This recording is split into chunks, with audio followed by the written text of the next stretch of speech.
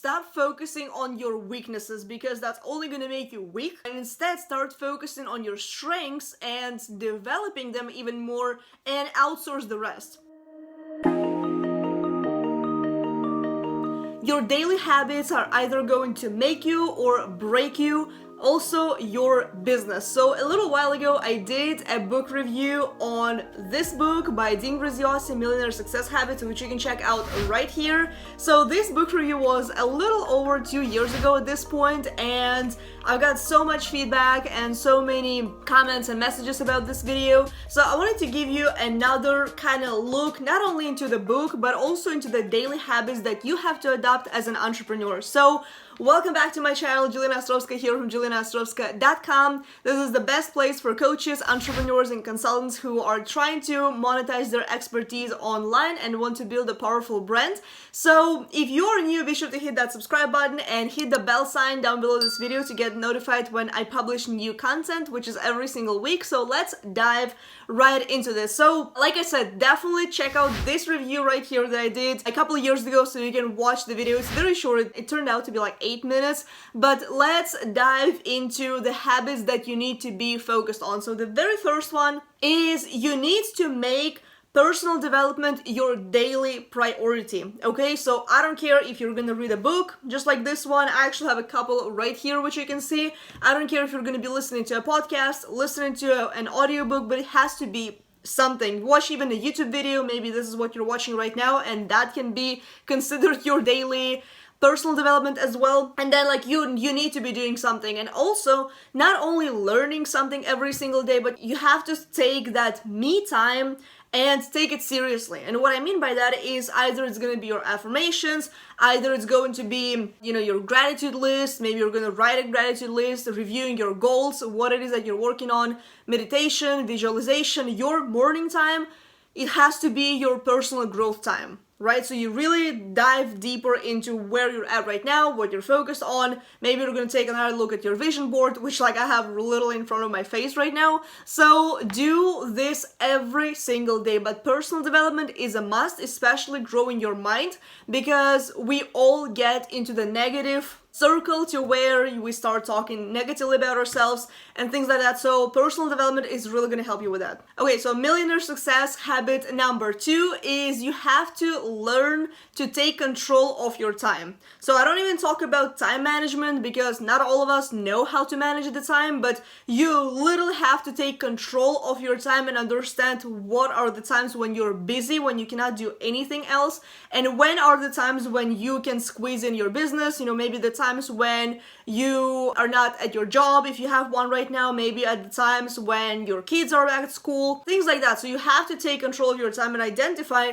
where are you spending that time and what activities are you accomplishing every single day. So I used to struggle with this myself, and something that I found that really helped me out is Minimalist app. So you can check it out right here, like how it looks like, but basically it's available both for Android users and Apple users. So just go ahead to Apple Store or Google Store and download it. I used to use the free version, and then they got me with a little coupon code, so I got the lifetime version for I think like $5. They may still have it, but I mean it's a very, very cheap app, and I think it's worth it. So basically what it does, instead of you writing down your to-do list every single day and wasting paper and ink and time as well, writing this all down, basically what I have set up for myself is I have a to-do list, and I'm probably gonna attach it right here, so like check it out as well, kind of how it looks like. And then I cross things off, and that's how I see where I spend my time. So basically, and for each day I would add one extra activity and something that I knew had to be done, even if something that's gonna take me like 5 or 10 minutes. But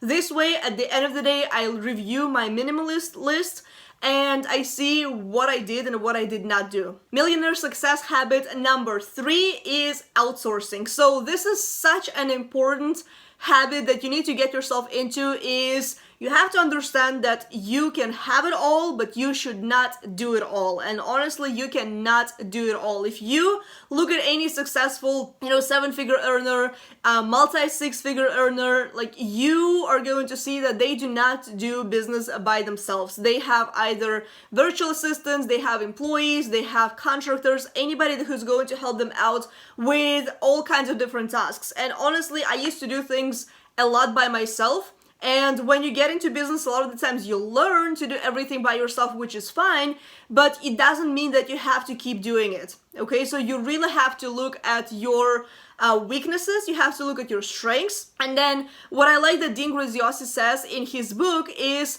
stop focusing on your weaknesses, because that's only going to make you weak, and instead start focusing on your strengths and developing them even more, and outsource the rest. Which I think, honestly, it's probably one of the most powerful piece of advice that I heard in a long time, is you should not try to go and learn how to do video marketing or buy expensive softwares or anything like that, when you can hire somebody who's going to do it much faster with a lot more experience than you. Like, if you're not good at graphics or graphic design, find somebody on Fiverr or Upwork, or, there's plenty of these websites where you can go in and find people. So do not try to do everything by yourself. You can get to 6 figures doing everything by yourself, but beyond that, you literally cannot. Okay, millionaire success habit number 4, which honestly, it's not necessarily a habit, but I think this is a little mindset trick that you have to implement, is focus on the best possible outcome.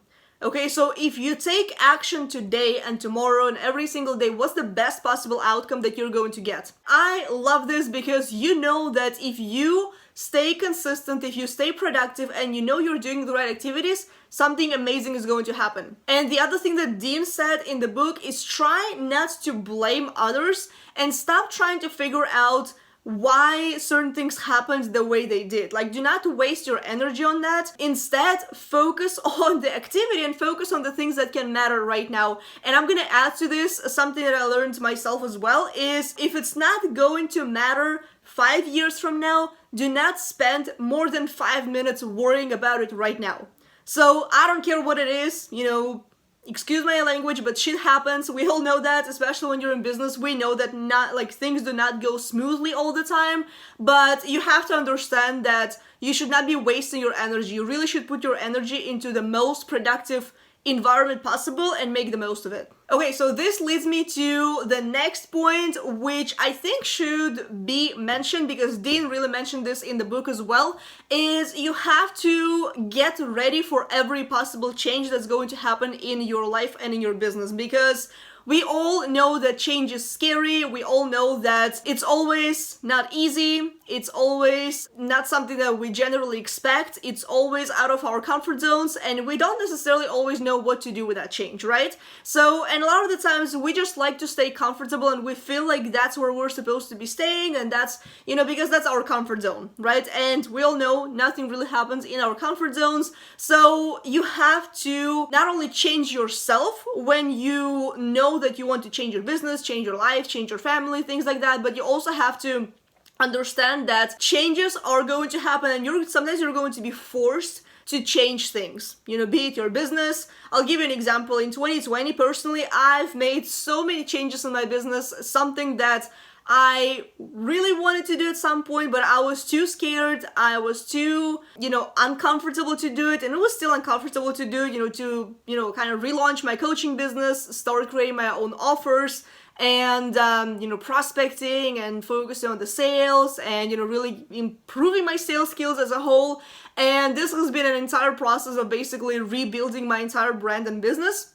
Or should I say maybe skyrocketing it, or whatever the term you want to use here, but this has been as uncomfortable as heck, and that is something that you have to expect in your business as well. Okay, the next millionaire success habit that I'm going to share with you is you have to focus on the highest income producing activities and delegate the rest.